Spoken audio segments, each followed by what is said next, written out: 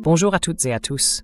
Aujourd'hui, nous sommes le samedi 1er août 2026 et notre cher ami, le professeur Valandi, est avec nous. Bon retour parmi nous. Merci beaucoup. C'est toujours un grand plaisir d'être dans votre émission.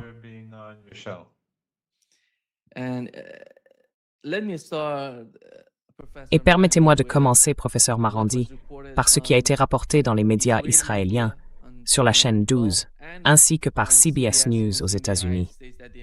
Les États-Unis et Israël se prépareraient à lancer ce qui pourrait être, jusqu'ici, leur campagne de bombardement la plus étendue contre les infrastructures énergétiques iraniennes. Et s'ils parlent de samedi et dimanche, il semble qu'ils vont le faire cette nuit et demain soir. Dans quelle mesure l'Iran y est-il préparé? Et comment ce type d'attaque serait-il perçu en Iran si cela se produisait?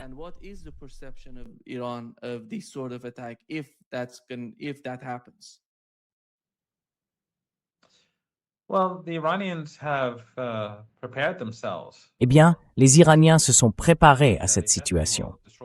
Et ils ont dit qu'en représailles, ils détruiraient les centrales électriques et les infrastructures énergétiques de pays de toute la région. Et je pense qu'il est évident de voir ce qui se passera. Ces pays ne pourront pas continuer d'exister. Je veux dire, dans le Golfe Persique, un certain nombre de personnes ont les moyens de maintenir l'électricité chez elles grâce à leurs propres équipements privés. Mais au bout du compte, ce sont les régimes qui s'effondreront. Il n'y a aucune possibilité que les Émirats survivent sans électricité ni usine de dessalement. S'il n'y a pas d'usine de dessalement au Qatar, ou pas d'électricité, ce n'est tout simplement pas viable.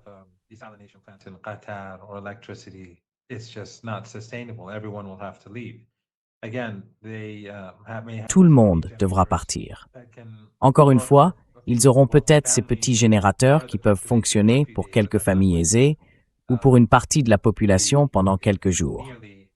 Mais ce sera très loin d'être suffisant pour faire fonctionner la société. Donc, les gens devront partir. Et surtout, lorsque l'Iran ciblera les installations pétrolières et gazières, ce sera la fin des exportations de cette région pour les années à venir. Et je pense que cela créera une panique sur les marchés mondiaux. Car jusqu'à présent, la question était la suivante. Quand le détroit d'Ormuz rouvrira-t-il?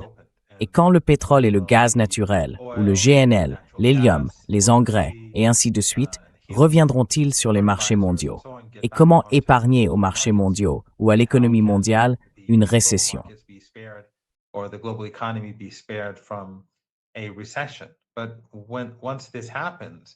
Mais une fois que ça se produira, je pense qu'on va assister à une panique sur les marchés, puis à un effondrement.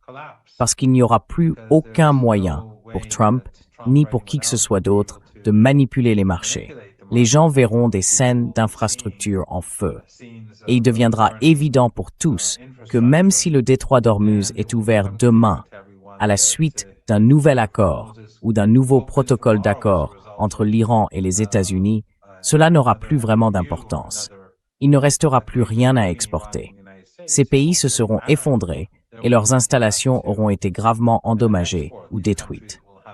Donc ce que les États-Unis menacent de faire, en substance, dans les prochains jours, aux côtés du régime sioniste. Parce qu'au bout du compte, c'est le régime sioniste qui est derrière tout cela, pas les États-Unis. C'est le lobby sioniste, le régime israélien.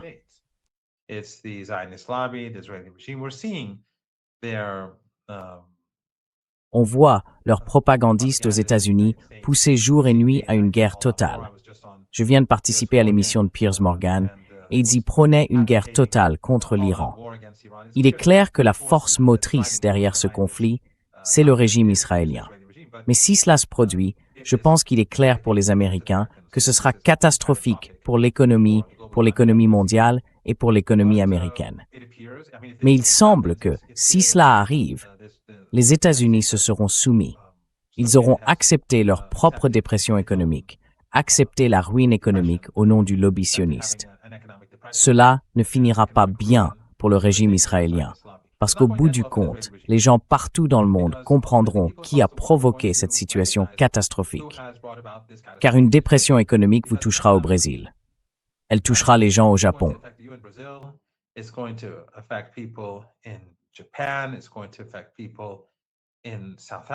Cela va affecter les gens en Afrique du Sud. Cela va affecter les gens en Argentine, au Nigeria. Personne ne sera épargné. Et tout le monde saura qui a provoqué cela. C'était Trump et Netanyahou et les forces qui poussent les États-Unis, c'est-à-dire le sionisme et le régime sioniste, vers ce précipice économique. Alors il faudra voir. Je veux dire, hier soir en Iran, certaines personnes sont restées éveillées pendant la nuit pour voir ce qui allait se passer. Moi, je me suis levé pour les prières du matin et il ne s'est rien passé. Évidemment, il ne s'est rien passé. Alors je me suis rendormi. Mais certains de mes amis étaient encore debout à ce moment-là et ils attendaient de voir ce qui allait se passer. Mais il faudra attendre de voir ce qui se passera ce soir. Je veux dire, j'aurais pensé qu'il ferait ça hier soir, après la clôture des marchés.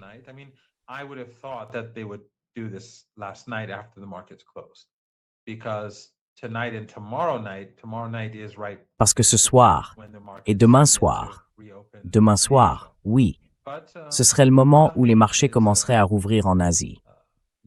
Mais plus rien ne me surprendrait désormais. Plus rien ne me surprend. Et il sera très difficile pour les États-Unis et les Israéliens de détruire les infrastructures critiques de l'Iran, parce que l'Iran compte un grand nombre de centrales électriques dans tout le pays. Cela causera des dégâts. Cela provoquera des pénuries d'électricité. Mais il est beaucoup plus facile pour l'Iran de causer d'énormes dégâts, parce que tous les actifs des régimes qui collaborent avec les États-Unis contre l'Iran sont, comme vous le savez, et comme le savent vos téléspectateurs, juste au bord des côtes du Golfe Persique.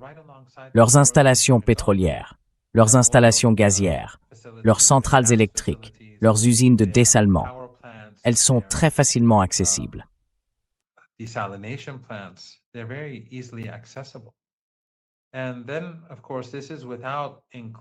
Et puis, bien sûr, cela sans même compter le fait que le Yémen a été poussé à la guerre par les Saoudiens pour une raison très insensée.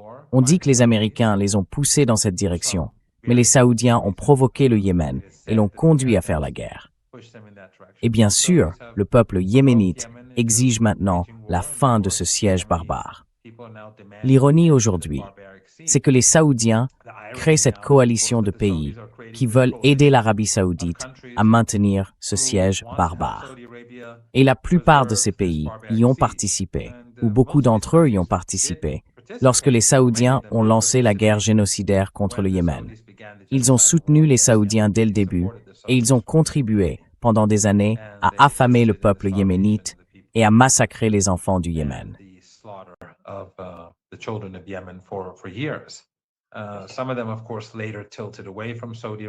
Certains d'entre eux, bien sûr, se sont ensuite éloignés de l'Arabie saoudite après que les Saoudiens ont assiégé le Qatar. Le Qatar et la Turquie se sont éloignés, non pas par principe, mais à cause du conflit entre le Qatar, les Saoudiens et les Émirats. Pas par empathie pour le peuple yéménite. Mais cette coalition ne va pas réussir. Que vont-ils faire? Ils ne peuvent pas arrêter les drones yéménites. Ils ne peuvent pas arrêter les missiles yéménites. Et ils ne peuvent pas envahir le Yémen. Ils n'ont donc pas les capacités des États-Unis. Et bien sûr, les gens vont demander à chacun des membres de cette coalition, qu'avez-vous fait pour Gaza? Pourquoi n'y a-t-il pas de coalition pour soutenir le peuple de Gaza? Pourquoi n'y a-t-il pas eu de coalition pour soutenir le peuple libanais?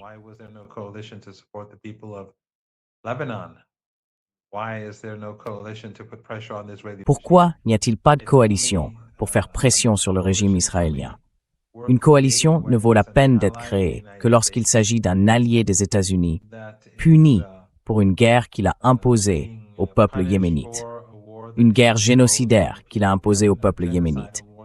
Je veux dire, ces pays pourront peut-être mobiliser une partie de leur société pour soutenir le renouvellement du génocide contre le Yémen, ou la reprise de la guerre saoudienne, ou le renforcement des Saoudiens dans leur guerre contre le peuple yéménite.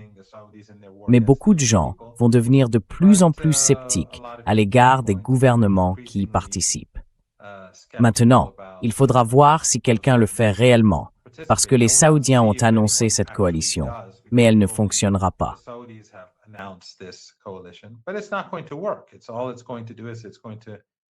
Tout ce que cela va faire, c'est humilier tous ceux qui seront vus comme aidant les Saoudiens contre le peuple assiégé du Yémen. Mais quoi qu'il en soit, ils ont réveillé le Yémen. Et maintenant, les frappes sur l'Irak ont suscité l'indignation dans tout le pays. La résistance irakienne affirme qu'elle va punir les Saoudiens après l'Arbaïn, après le 40e jour, après les cérémonies qui marquent le 40e jour suivant le martyre de l'imam Hussein, le petit-fils du prophète. C'est donc étrange de voir comment l'Arabie saoudite s'est attirée cela elle-même. D'abord en attaquant, en bombardant un aéroport international au Yémen, puis en bombardant l'Irak, alors même que le Yémen a dit très ouvertement « Nous avons tiré des drones et des missiles sur l'Arabie saoudite ». L'Arabie saoudite a répondu « Non, non, ce n'était pas le Yémen, c'était la résistance en Irak ».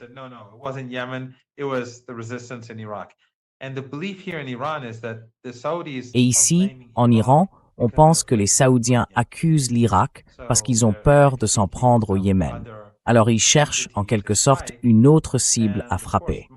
Et bien sûr, la plupart des frappes ont été menées par les Américains.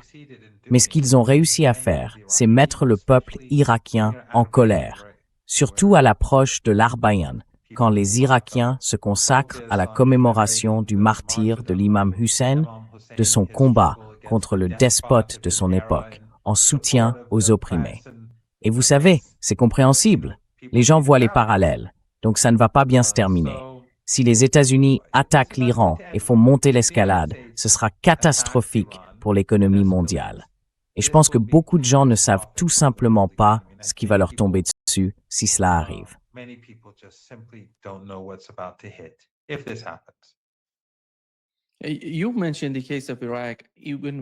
Vous avez mentionné le cas de l'Irak. Quand la résistance irakienne a fait une déclaration en disant « Nous n'avons pas fait ça. Nous n'avons pas attaqué. Nous n'avons pas utilisé de drones contre l'Arabie saoudite. » Mais personne, semble-t-il, ne se soucie en Arabie saoudite de ce qu'ils disent. Et l'autre point, ce sont les attaques en Égypte. 2 navires américains ont été attaqués en Égypte. Le New York Times a publié un article affirmant que l'Iran était derrière tout ça. Ensuite, le ministre iranien des Affaires étrangères est intervenu en disant « Nous n'avons pas fait ça. Nous n'avons pas besoin de faire ça. » Et peut-être que certains avancent que certaines de ces attaques sont des opérations sous faux drapeau. Que se passe-t-il, en particulier dans le cas de l'Égypte? Est-ce que c'était l'Iran?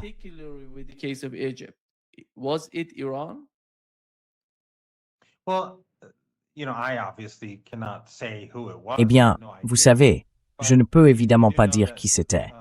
J'en ai aucune idée. Mais vous savez, un certain nombre de cellules liées à l'Ukraine ont été arrêtées en Irak. Elles y lançaient des drones contre différents groupes irakiens, des groupes opposés. Elles ont donc envoyé des drones contre des partisans de l'Iran. Elles ont envoyé des drones contre des partisans des États-Unis. Elles ont envoyé des drones contre, vous savez. Et il était clair, d'après leurs actions, qu'elles cherchaient à créer un conflit et des troubles internes. Elles menaient donc simplement des opérations sous faux drapeau. Et ce n'était pas, comme je l'ai dit, dirigé contre un camp en particulier. Cela visait différentes entités politiques afin de provoquer, je suppose, une sorte de guerre civile. Vous pouvez donc imaginer que ce genre de choses pourrait se produire en Égypte.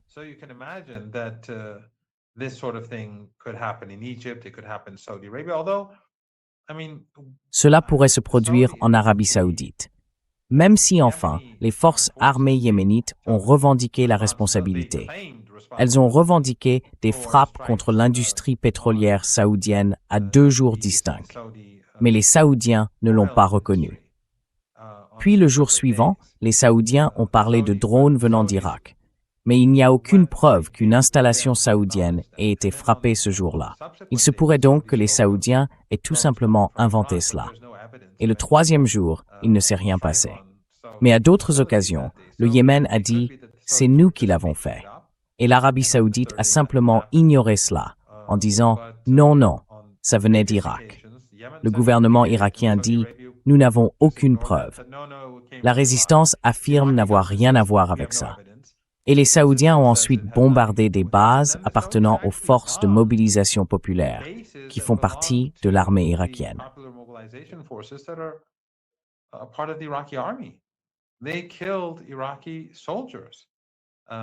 Ils ont tué des soldats irakiens et des soldats iraniens, d'ailleurs, ainsi que des instructeurs iraniens qui étaient également sur place. Eh bien, c'étaient les Américains et les Saoudiens.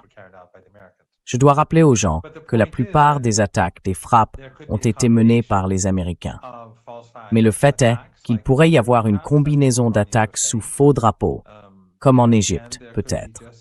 C'est ce que disent les Iraniens. Et il pourrait aussi y avoir, parallèlement à cela, la folie de l'Arabie saoudite.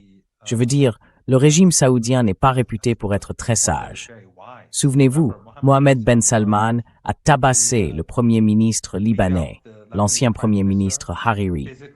Il l'a physiquement tabassé. Il a assassiné Jamal Khashoggi, quelqu'un que je connaissais personnellement et que j'avais rencontré de nombreuses fois, dans différents endroits.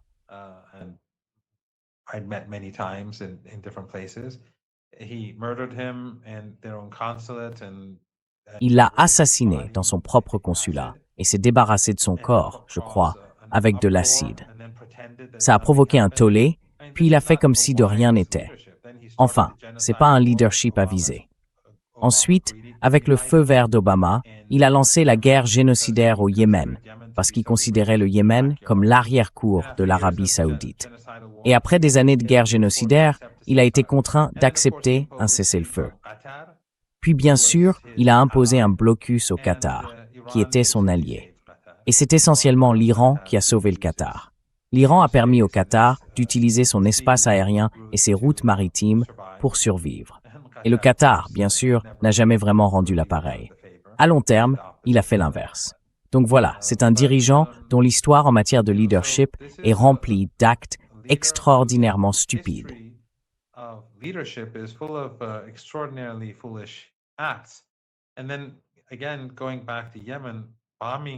Et puis encore une fois, pour revenir au Yémen, bombarder l'aéroport international de Sanaa et commettre un acte de guerre. Je veux dire, il voulait évidemment empêcher l'Iran de briser le siège qu'il a imposé au peuple yéménite. Mais bombarder un aéroport international au moment où un avion allait atterrir, un avion de passagers, vous savez, ce n'est pas le signe d'un leadership sain d'esprit et avisé. Mais c'est le signe des temps. Parce que Trump et tous les dirigeants que nous voyons aujourd'hui dans le monde occidental et parmi leurs alliés, aucun n'a fait preuve de la moindre sagesse ces dernières années, que ce soit pour le meilleur ou pour le pire. Ils ne sont tout simplement pas. Ils ont été très imprudents.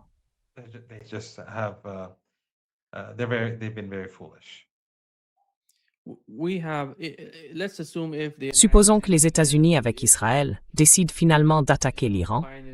Ils devront utiliser l'espace aérien saoudien, l'espace aérien irakien, toute la région. Est-ce que cela signifie que l'axe de la résistance va se mobiliser aux côtés de l'Iran, du Yémen, de l'Irak et d'autres composantes de cet axe pour répondre à cette attaque?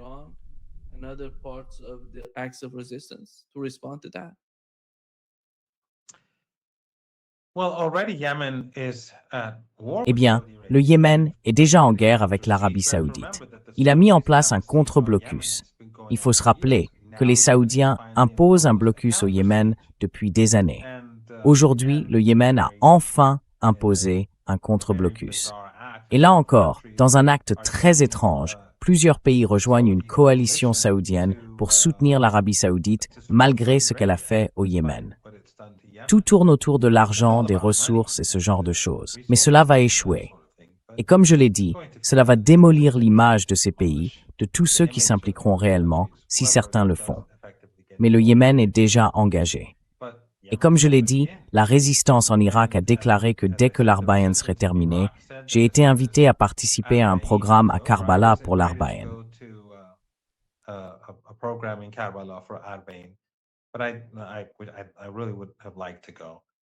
Mais j'aurais vraiment aimé y aller. Seulement, je me suis dit que si les États-Unis attaquaient l'Iran, il valait mieux que je sois ici. Mais l'Irak a dit qu'après l'Arbaïn, ils allaient riposter. Donc l'escalade a déjà commencé. Et si les États-Unis attaquent l'Iran, tous ces pays sont de mèche avec les États-Unis. Ils n'ont même pas besoin d'utiliser l'espace aérien de tout le monde. Ils sont tous impliqués. Ils abritent des bases américaines. Ils ont aidé les États-Unis, depuis le Koweït, et même Oman, sans parler du Qatar, de Bahreïn, de l'Arabie saoudite et des Émirats arabes unis. Ils sont tous complices. La Jordanie et bien sûr le régime israélien. Donc la réponse iranienne sera dévastatrice. So the Iranian response will be devastating. As I said, and then you have Iraq and Yemen, which are already. Comme je l'ai dit, il y a aussi l'Irak et le Yémen, qui sont déjà impliqués, et ils vont eux aussi tirer parti de cette situation. Ce n'est pas une issue qui se terminera bien pour les États-Unis. Cela ne fera que conduire à l'effondrement. Je pense que la péninsule arabique, la carte de la péninsule arabique, va tout simplement changer.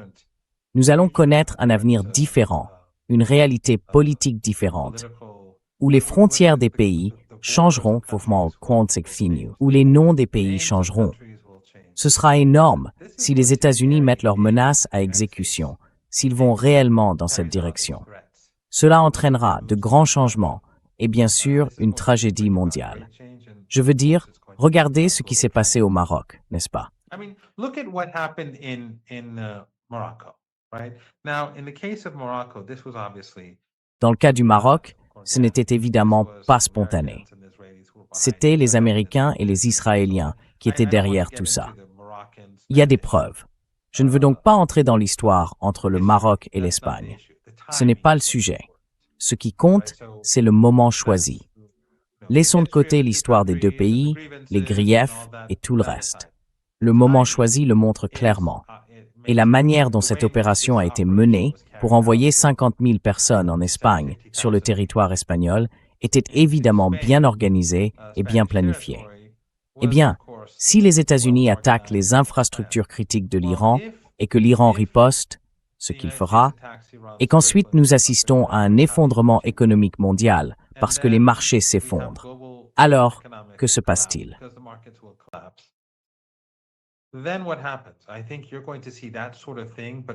Je pense que vous allez voir ce genre de phénomène se produire de manière organique partout dans le monde.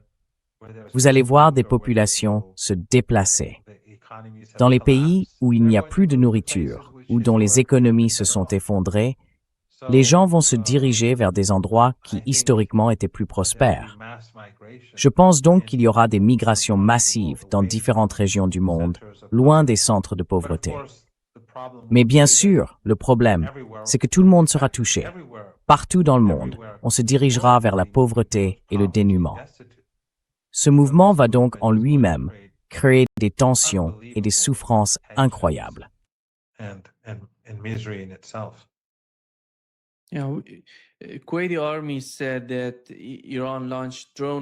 L'armée koweïtienne a déclaré que l'Iran avait lancé des attaques de drones et frappé plusieurs sites, notamment des installations gouvernementales dans le nord, ainsi que des véhicules civils appartenant à l'une des entreprises civiles présentes sur l'île de Boubian.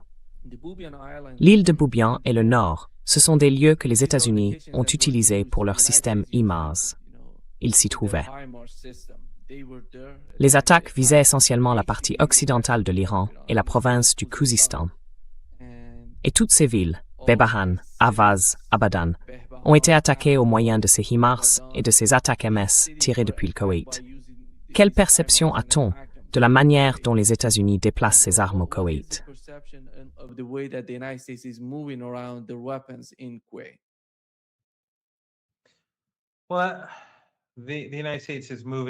Eh bien, les États-Unis déplacent leur système de défense aérienne du nord de l'Irak. Et je pense que c'est un aveu de défaite. Les frappes iraniennes continues ne feront que décimer davantage les capacités américaines. Et c'est la même chose au Koweït et dans tout le Golfe Persique.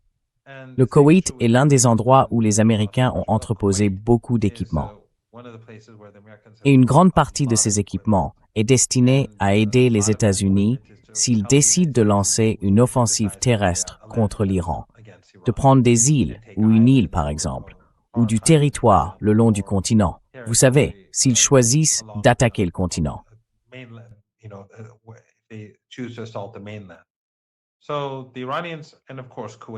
Les Iraniens. Et bien sûr, le Koweït est très impliqué et aide les États-Unis à mener non seulement des frappes aériennes, mais aussi, comme vous l'avez souligné, des frappes de missiles. Les Iraniens se concentrent donc sur le Koweït. Ils se sont davantage concentrés sur Bahreïn en raison de la grande quantité de matériel américain qui s'y trouve, sur le Koweït et bien sûr sur Oman, ou la Jordanie, en raison de l'US Air Force et des capacités que les États-Unis y ont rassemblées en vue d'une éventuelle frappe aérienne ou d'une série de frappes aériennes ou d'une campagne aérienne contre l'Iran. Voilà donc les zones sur lesquelles les Iraniens se concentrent. So these are the areas that the Iranians are focusing on. But again, have no doubt, if the United States Mais encore une fois, n'en doutez pas. Si les États-Unis intensifient l'escalade, la nature de la guerre changera. L'Iran ne visera plus les intérêts américains, ni peut-être quelques intérêts koweïtiens dans le nord.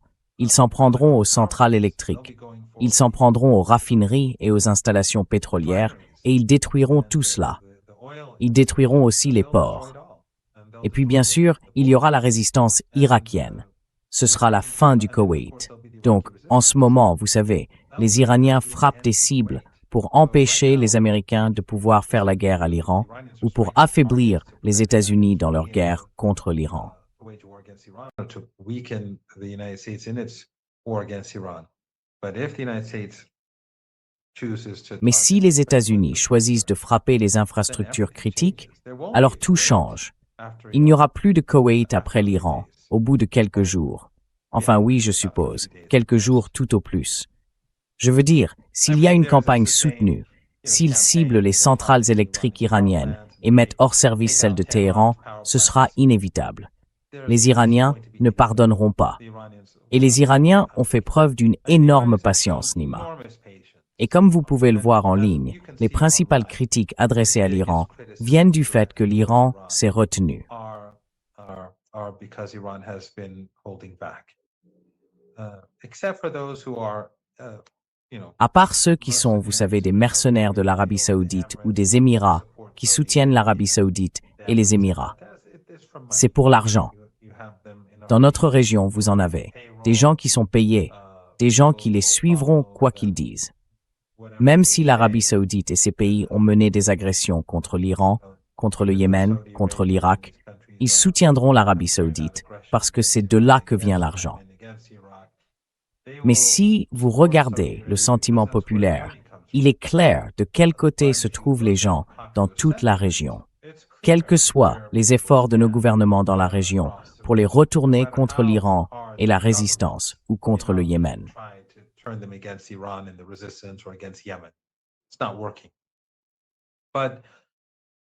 Ça ne marche pas. Mais quoi qu'il en soit, jusqu'à présent, les Iraniens on reproche à l'Iran de ne pas riposter assez durement. Et en Iran, beaucoup de gens sont mécontents. Ils disent, ils ont détruit nos ponts, ils ont visé des infrastructures critiques, des usines pharmaceutiques, des hôpitaux, et ces pays les ont aidés à le faire. Alors, pourquoi ne ripostez-vous pas comme eux ont frappé? Donc, les pressions en Iran. Et encore une fois, si les États-Unis vont dans cette direction, je pense que ce sera une ligne rouge.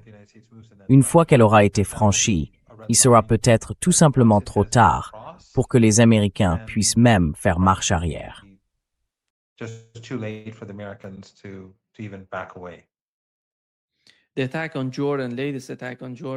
La dernière attaque contre la Jordanie était quelque chose de nouveau.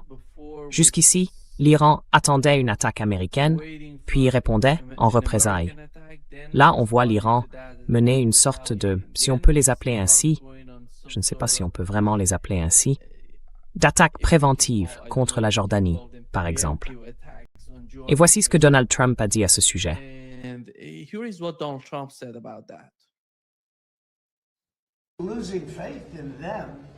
Je perds confiance en eux parce qu'ils mentent et déforment les faits.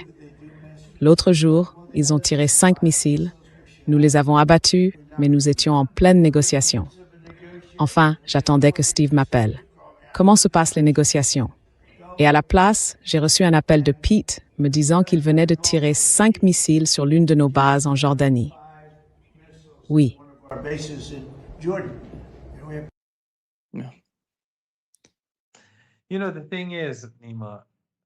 Vous savez, le problème, Nima, c'est qu'ils font comme si, et les médias occidentaux aussi, il s'agissait d'une provocation iranienne, ou comme si les Iraniens avaient fait quelque chose de sinistre, comme s'ils avaient mené cette attaque surprise, cette attaque soudaine.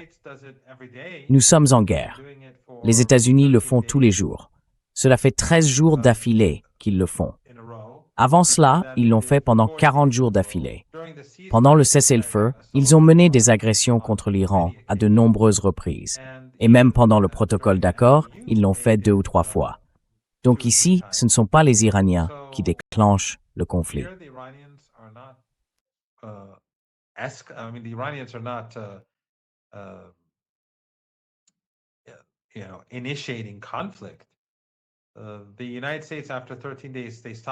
Les États-Unis, au bout de 13 jours, ont arrêté de tirer.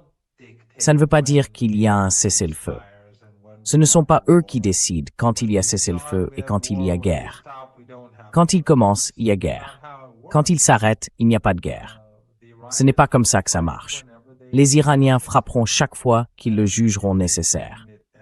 Et s'ils estiment que c'est nécessaire, ils frapperont maintenant. Comme vous l'avez justement souligné, ils ont frappé le Koweït. Ils ont frappé des actifs américains au Koweït. Pourquoi? Parce que les États-Unis mènent une guerre contre l'Iran. Dans le cas de la Jordanie, les États-Unis y rassemblaient des forces et des moyens qui constituaient une menace pour l'Iran, et l'Iran a infligé d'énormes dégâts aux États-Unis. Et bien sûr, aucune négociation n'est en cours. Il ne se passe rien entre l'Iran et les États-Unis. Tout le monde le sait désormais. Trump le dit toujours.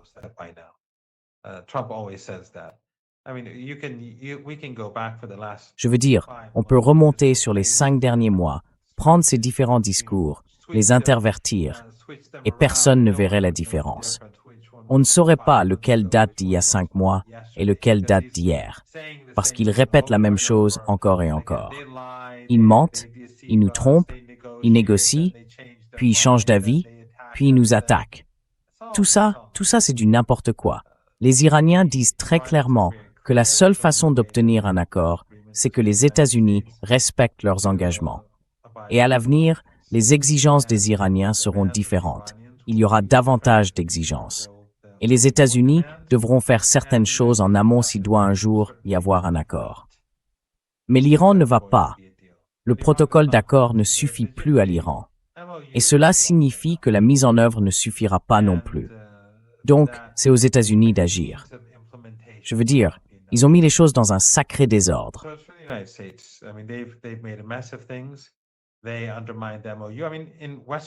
Ils ont sapé le protocole d'accord. Je veux dire, dans les médias occidentaux, ils continuent de dire que c'était l'Iran. Mais ça n'avait rien à voir. Les Américains étaient censés restituer les avoirs volés. Ils ne l'ont pas fait. Les Américains étaient censés arrêter de menacer les Iraniens. Ils ne l'ont pas fait. C'est une violation. Les Américains étaient censés dire aux Israéliens de quitter le Liban. Ils n'ont rien fait de tel. Ils étaient censés lever les sanctions sur les exportations de pétrole iranien. Ils l'ont fait pendant quelques jours, puis ils sont revenus dessus.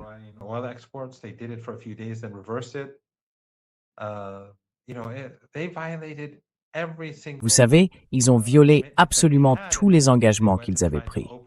Puis ils ont tenté d'ouvrir leur propre couloir dans le détroit d'Ormuz, en violation de l'article 5, avec la collaboration des Saoudiens, du Koweït, des Émirats et du Qatar.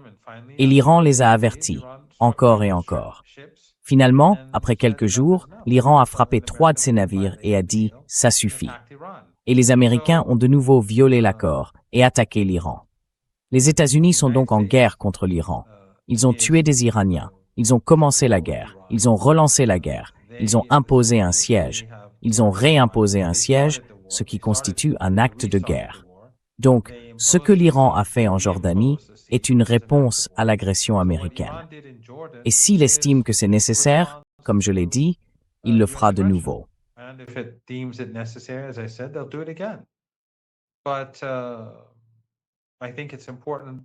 Mais je pense qu'il est important que l'Iran ait fait cela. Pas seulement parce qu'il a détruit des moyens essentiels des États-Unis en Jordanie, Je pense qu'il y a là un élément encore plus important. L'Iran envoie un message aux États-Unis. Ce message, c'est « Nous ne sommes pas intimidés. Ce n'est pas à vous de décider quand frapper et quand il y aura bataille. L'Iran prendra ses propres décisions. » Les Iraniens ont fait preuve de beaucoup de retenue et n'ont montré aucune peur tout au long de cette période. Mais je pense qu'en prenant ainsi l'initiative, ils adressent aux États-Unis un nouveau type de message. Nous pouvons aller encore plus loin. Quand vous pensez que les choses vont se calmer, nous ne les laisserons pas se calmer.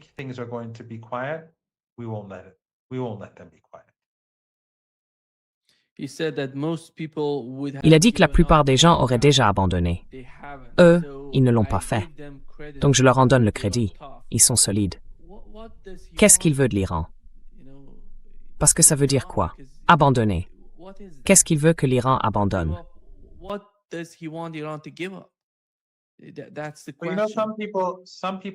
C'est bien la question. Certaines personnes se fâchent quand je dis ça, mais l'axe de la résistance est unique. Il est unique. Ce sont les seuls à défendre le peuple palestinien.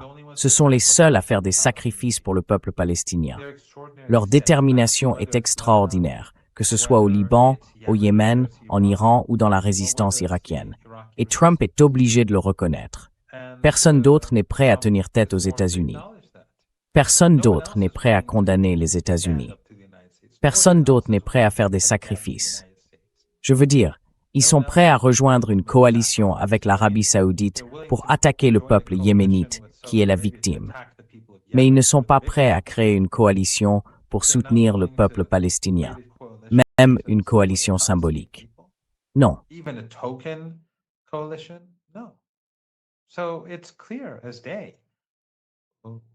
Il est donc évident de voir ce qui se passe.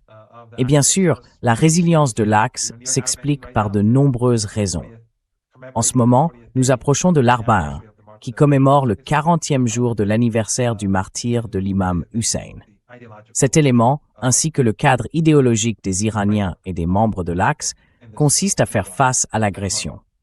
Défendre les opprimés n'est pas seulement une qualité positive, c'est considéré comme nécessaire. C'est une obligation. Il est donc stupéfait par ce que les Iraniens ont fait. Mais là encore, ce n'est pas seulement ce que les Iraniens ont fait, c'est aussi ce que les autres membres de l'Axe ont fait.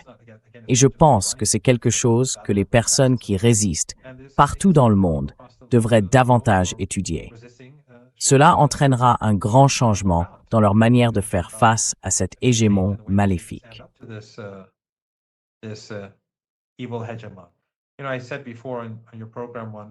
Vous savez, j'ai déjà dit une ou peut-être deux fois dans votre émission que le livre d'Alistair Crooke, Resistance, est en fait assez bon pour décrire cela et expliquer pourquoi l'Iran est si résilient. Et si Trump lisait le livre d'Alistair Crooke ou celui des Leverett, Going to Tehran, il apprendrait deux ou trois choses. Pas qu'il deviendrait une meilleure personne, c'est un psychopathe sinistre. Mais il y a des raisons pour lesquelles la République islamique d'Iran est si résiliente. Il y a des raisons pour lesquelles tant de dizaines de millions de personnes participent aux funérailles de l'ayatollah Khamenei. Ces raisons-là, l'Occident n'aime pas les reconnaître. Les journalistes occidentaux n'aiment pas les reconnaître. Ils travaillent pour la classe Epstein. Les diplomates occidentaux à Téhéran ne veulent pas y croire. Ils sont enfermés dans leur petite bulle parce qu'ils croient en leur propre eurocentrisme et à leur exceptionnalisme. Mais la réalité sur le terrain est là, à la vue de tous.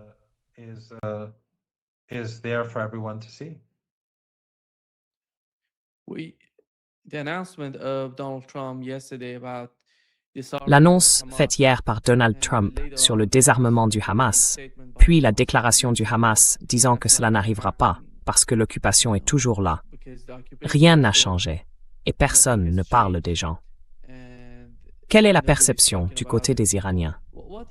Donald Trump dit que le Conseil de la paix est arrivé avec cette solution, qu'ils vont désarmer le Hamas et que ce sera la fin du conflit. Or, nous savons que la fin du conflit, ce n'est pas le désarmement du Hamas, c'est la fin de l'occupation. Quelle est la perception à Téhéran?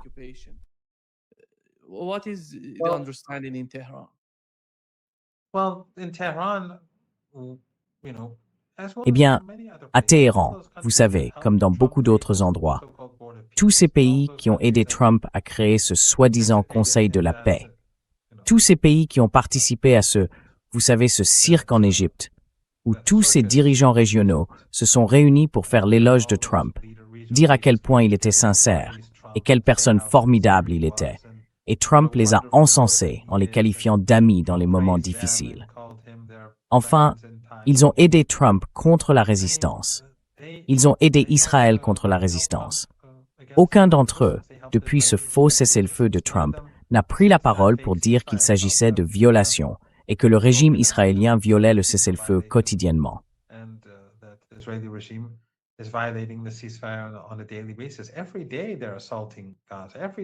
Chaque jour, ils attaquent Gaza.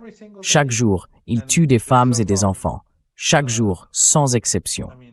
Et ces soi-disant, enfin, ces pays garants dont les dirigeants étaient présents à la cérémonie de signature et qui ont fait l'éloge de Trump, ils portent tous une part de responsabilité. Encore une fois, ils sont maintenant prêts à créer une coalition dirigée par l'Arabie saoudite. Pourquoi? Pour tuer les pauvres gens du Yémen qui sont sous siège saoudien.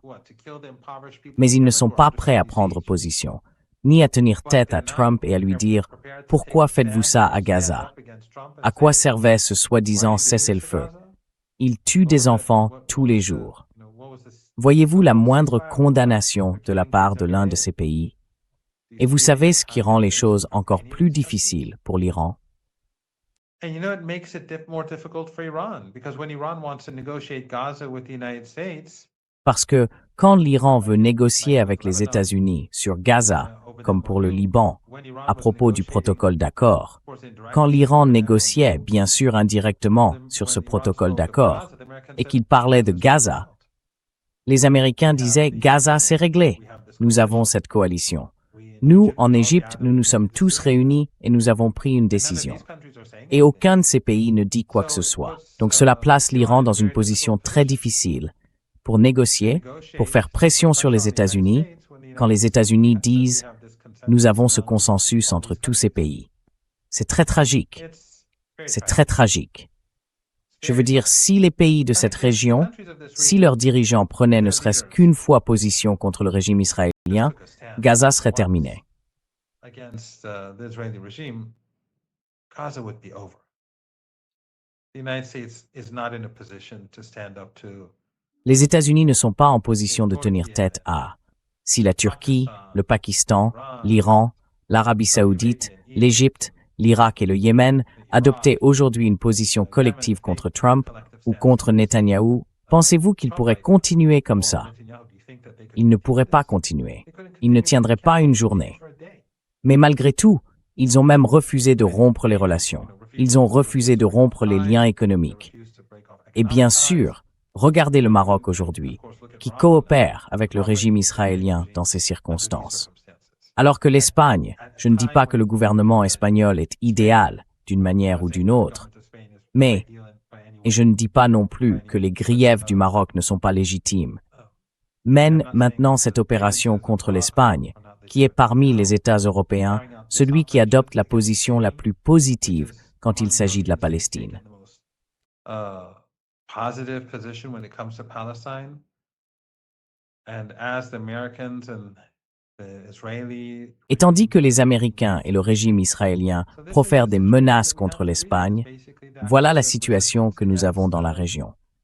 En gros, c'est l'axe de la résistance qui s'oppose à la Palestine, qui s'oppose à l'Empire. Personne d'autre ne veut en faire partie. Parfois, ils se contenteront de déclarations de principe.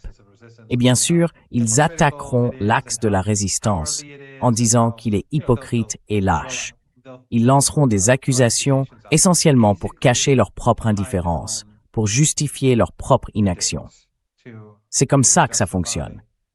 Si quelqu'un agit et que les autres ne font rien, la meilleure façon de réagir pour empêcher qu'on s'interroge sur leur inaction, c'est de saper ceux qui font réellement ce qu'il faut.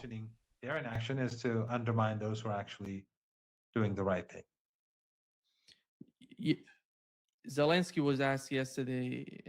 On a demandé hier à Zelensky s'il voyait les deux guerres de la même façon. ou s'il voulait les fusionner, s'il voulait faire partie, vous savez, de la guerre contre l'Iran. Il a dit qu'il avait le sentiment qu'ils affrontaient la même force. Et vous avez évoqué les cellules ukrainiennes en Irak et l'attaque contre des Iraniens. C'est ce qu'a dit le gouvernement irakien. Le gouvernement irakien. Oui, exactement. Le Premier ministre était aux États-Unis il y a seulement quelques jours. C'est ce qu'ils ont dit. Exactement. Cela a été évoqué par le gouvernement irakien. Et puis, il y a eu l'attaque contre un cargo iranien dans la mer Caspienne.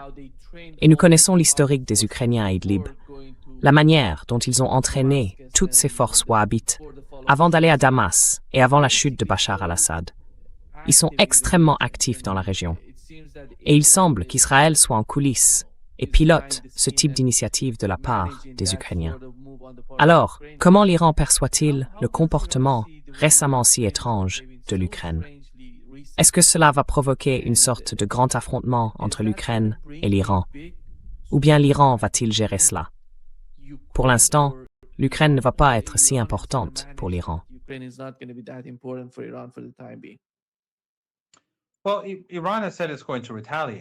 Eh bien, l'Iran a dit qu'il allait riposter.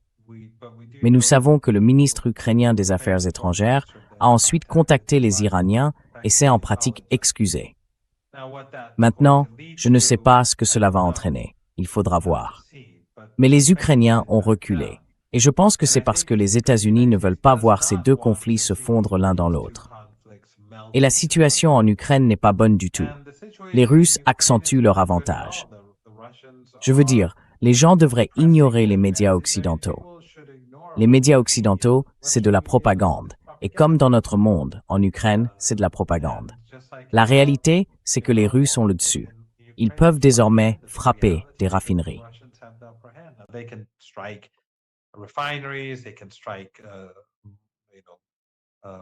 Ils peuvent frapper des centres commerciaux, des magasins et des entrepôts de marchandises. Ils peuvent faire tout ça, et ça va nuire à la Russie. Mais la Russie va gagner cette guerre. Et maintenant, les Russes vont frapper plus durement. Ils ont commencé à viser des cibles qu'ils s'abstenaient de frapper auparavant. Je veux dire, par exemple, les stations-service. Avant, ils ne le faisaient pas. Maintenant, ils le font parce que, lorsque les Ukrainiens dépassent un certain point, certaines lignes rouges, les Russes vont eux aussi dépasser ces lignes rouges. Jusqu'à présent, contrairement aux Israéliens, les Russes n'ont pas dévasté les villes. Unlike the Israelis, the Russians have not been devastating cities. Kiev is not like Gaza. Kiev n'est pas Gaza, même si la guerre entre Zelensky et la Russie dure depuis plus longtemps. Mais les Russes se sont abstenus de faire ce que fait le régime israélien. En revanche, quand l'Ukraine fait cela, les Russes vont intensifier leur riposte. Ils vont riposter. C'est comme ça qu'on crée la dissuasion. Tout comme les Iraniens. Si l'on continue de frapper les infrastructures critiques iraniennes, l'Iran ripostera. Ils n'ont pas le choix. Ils ne vont pas rester là à laisser leur pays être détruit et à laisser ces pays faciliter cela. Et les Iraniens ne peuvent pas frapper des installations américaines. Alors ils frapperont les pays qui facilitent la guerre contre l'Iran. Ce sont des co-belligérants. Ce sont des partenaires dans la guerre. Ils font partie de la guerre. They are part of the war. So the Russians are doing the same thing. Ukraine is going to lose this. Donc les Russes font la même chose. L'Ukraine va perdre cette guerre. Et je ne pense pas qu'il soit dans l'intérêt des États-Unis de fusionner ces guerres. Et je pense que c'est pour cela que le ministre ukrainien des Affaires étrangères a dû contacter les Iraniens et tenter d'apaiser les tensions. Maintenant, que va faire l'Iran? Je ne sais pas. Mais les Iraniens, contactés par le ministre ukrainien des Affaires étrangères avant la guerre, ont dit qu'ils allaient riposter. Alors les Ukrainiens vont-ils indemniser? Je ne sais pas. Mais en tout cas, cela renforce la relation irano-russe. Et cela montre aussi, vous savez, la nature de Zelensky. Il est prêt à sacrifier tout le monde et à créer une guerre plus vaste pour ses propres intérêts.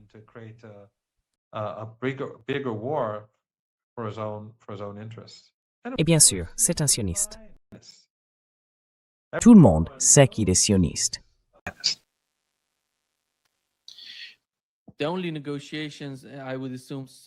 Les seules négociations, les vraies j'imagine, se déroulent entre l'Iran et Oman.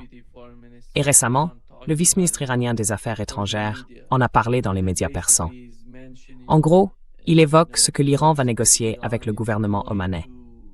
Quelle est la politique de l'Iran? Quelle est l'importance de ce commerce et de la manière dont l'Iran négocie avec Oman?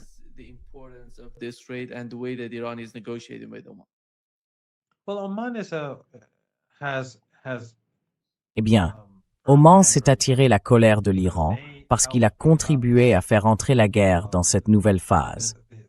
Le pays a permis aux Américains de créer ce corridor, ce qui violait l'article 5. Et bien sûr, il l'a fait sous la contrainte. Le président Trump a menacé de détruire Oman. Il l'a dit publiquement. Mais quoi qu'il en soit, Oman a permis aux Américains d'utiliser son territoire contre l'Iran et d'y installer des radars et des dispositifs de brouillage. Il a aussi permis à l'armée américaine d'utiliser son port. Donc vous savez, si l'Iran riposte, Oman, je ne sais pas, mais Oman pourrait figurer sur la liste, tout comme les autres pays.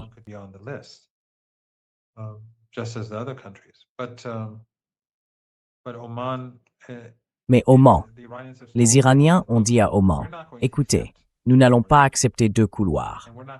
Et nous n'allons pas accepter deux autorités différentes sur le détroit. Il y aura une seule autorité, et elles travailleront ensemble. Et quel que soit le couloir qui existe, qu'il y en ait un, deux ou autre chose, les Iraniens devront y être présents et en avoir le contrôle. Donc, soit Oman travaille avec l'Iran, ensemble, et ils font cela d'une manière acceptable pour l'Iran, où certains navires ne seront pas autorisés à entrer, comme les navires liés à Israël ou les navires de guerre américains, et où des frais seront perçus auprès de tous les navires, et ils le feront ensemble.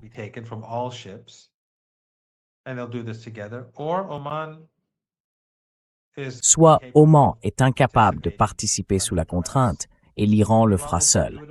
Mais l'Iran ne permettra pas la création d'un corridor séparé parce qu'une guerre a été menée contre lui. C'est une question de sécurité pour l'Iran. Ces pays ont conspiré pour faire la guerre à l'Iran. Ils ont facilité cette guerre contre l'Iran. Et le détroit d'Ormuz a été utilisé pour mener cette guerre contre l'Iran. Cela ne se reproduira plus. L'Iran ne le permettra pas. Oman doit donc prendre une décision. Soit il participe et accepte les conditions iraniennes, soit il se retire et n'interfère tout simplement pas.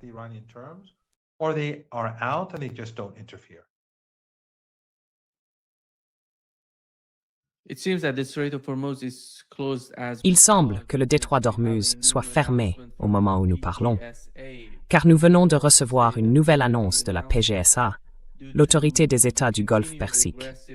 Elle déclare que, en raison de la poursuite des actions agressives des forces militaires américaines dans la région, le passage par le détroit d'Ormuz reste impossible. Et nous avons eu un rapport, il y a 2 jours, selon lequel l'un des méthaniers du gouvernement qatari traversait le détroit d'Ormuz. L'Iran l'a laissé passer. Ensuite, les États-Unis, parce qu'ils sont passés par le corridor iranien. Donc, puisqu'ils sont passés par le corridor iranien, l'Iran les a laissés passer. Oui. Et puis vous voyez, les États-Unis ne les ont pas laissés sortir du Golfe Persique. Donc ce navire était censé aller du Qatar au Pakistan. Il est passé par le corridor iranien. Donc si des navires essaient de passer par le corridor américain, les Iraniens les bloqueront. Et je crois que, pas plus tard que la nuit dernière, ils ont frappé 2 autres navires, parce qu'ils avaient essayé de passer en secret avec l'aide des États-Unis. Les Iraniens les ont frappés et 4 autres navires ont fait demi-tour. Ce navire est passé par le corridor iranien et les Américains l'ont bloqué. Ils ne le laissent pas aller au Pakistan, alors même que le Pakistan a désespérément besoin d'énergie. Alors, où est cette coalition saoudienne? Va-t-elle maintenant s'opposer aux États-Unis et protéger les navires qui circulent entre le Qatar et le Pakistan? Bien sûr que non, parce que la coalition dirigée par l'Arabie saoudite n'est qu'un sous-groupe de la coalition Epstein. Elle fait partie du même ensemble. Les États-Unis n'ont donc aucun respect pour le Qatar. Ils n'ont aucun respect pour le Pakistan.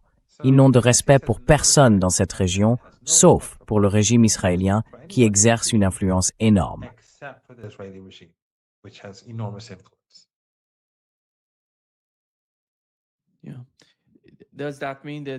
Oui.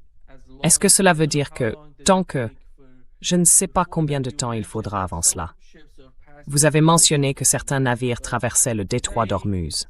Mais aujourd'hui, oui. Oui. À l'heure actuelle, on peut dire que pour le moment, c'est déjà fermé et que personne ne va l'emprunter. Et en quoi cela va-t-il aider l'un de ces pays de la région? Pour l'Arabie saoudite, d'une certaine manière. Tout a changé après le blocus du Yémen, le blocus yéménite.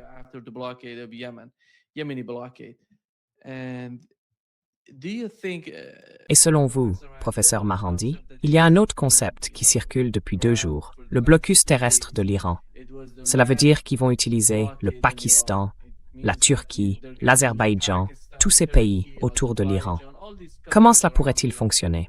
Vous savez, ils ont évoqué une invasion terrestre de l'Iran, en passant sous terre, et une invasion de la partie sud de l'Iran. Puis ils ont dit peut-être par l'ouest.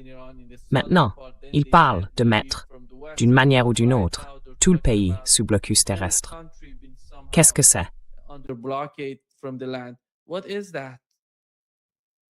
I think they'll need a few million soldiers to do that. Je pense qu'il leur faudrait quelques millions de soldats pour faire ça.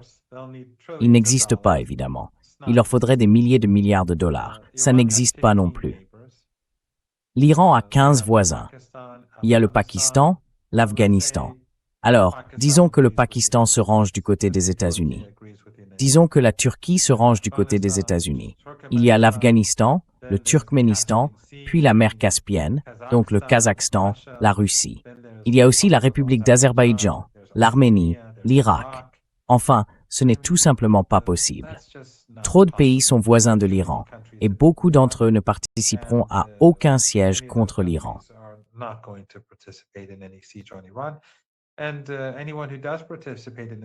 Et quiconque participe au siège contre l'Iran, ils pourront le présenter comme ils veulent, mais leurs populations sauront qu'ils le font au nom d'Israël. Tout comme vous savez, faire partie de cette coalition saoudienne, c'est essentiellement être avec Israël. C'est être avec les États-Unis. Ils sont dans le même camp. Ils peuvent sembler séparés, mais c'est tout un. Donc ça ne donnera pas une bonne image de quiconque y participe, mais ça ne marchera pas. Ce n'est tout simplement pas faisable. Et pendant ce temps, Nima, le détroit d'Ormuz, est fermé. Et pendant ce temps, le détroit de Bab el-Mandeb est fermé au pétrole saoudien. Donc le temps presse.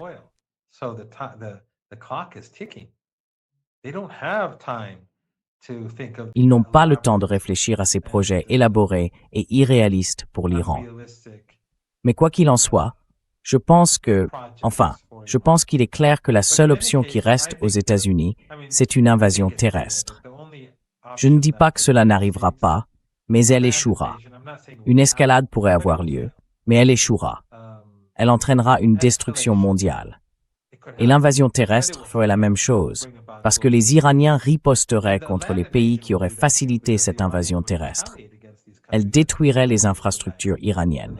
Donc la réponse iranienne serait similaire aux frappes aériennes. Ainsi, la poursuite de ce que nous avons aujourd'hui va progressivement et lentement faire chuter l'économie mondiale. La seule voie possible, c'est que les Américains reculent.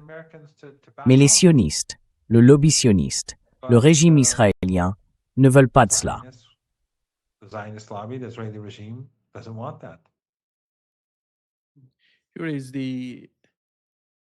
Voici l'alerte de sécurité. L'ambassade des États-Unis à Jérusalem a publié une alerte de sécurité appelant les Américains en Israël et au Moyen-Orient à envisager de partir en raison du risque d'escalade imprévue. Elle a averti les citoyens américains de faire preuve d'une vigilance accrue et de se préparer à des annulations de vols temporaires. Cela veut dire qu'ils se préparent. Il semble qu'ils se préparent à une attaque contre l'Iran. C'est pour cela que vous voyez cette alerte de sécurité de l'ambassade des États-Unis à Jérusalem. And meanwhile, some countries in the region are Et pendant ce temps, certains pays de la région cherchent à aider l'Arabie saoudite contre le Yémen. C'est incroyable. Mais ça ne marchera pas. S'ils lancent l'attaque, elle échouera. Elle entraînera des destructions en Iran, mais l'Iran ripostera plus durement. Et nous voyons comment fonctionnent les missiles iraniens. Nous voyons comment fonctionnent les drones iraniens. Et nous voyons que les États-Unis n'ont aucune défense. Cela signifiera donc la fin définitive du pétrole venant du Golfe Persique, du pétrole, du gaz et de tout le reste. Et donc, cet espoir que Trump ne cesse de répandre, qu'il essaye de diffuser par la manipulation des marchés, prendra fin. Et ce sera la fin de sa présidence. Cela fera s'effondrer l'économie américaine, cela fera s'effondrer l'économie mondiale. Et nous vivrons dans un monde très différent. Et ce sera grâce au sionisme, au lobby sioniste et au régime israélien. Et dès que l'Iran voit qu'Israël participe, cela veut dire qu'ils vont frapper des cibles en Israël. Bien sûr, bien sûr. Nous en avons déjà parlé. Les Iraniens ne veulent pas prendre l'initiative face au régime israélien, parce qu'ils ne veulent pas aider Netanyahou sur le plan intérieur, même si ses rivaux sont génocidaires. Le conflit au sein du régime israélien est immense. Mais s'il prend l'initiative, alors la réponse iranienne sera dévastatrice. Et bien sûr, l'Iran s'est activé à neutraliser toutes les stations radars et les couches de défense qui avaient été préparées pour protéger le régime israélien, dans le nord de l'Irak, dans le Golfe Persique, en Jordanie et dans l'ouest de l'Arabie saoudite. Il serait donc désormais bien plus facile pour les missiles et les drones iraniens de frapper le régime israélien. Mais encore une fois, il faut attendre de voir. Tout dépend des États-Unis. Mr. Power Downverse Tingse.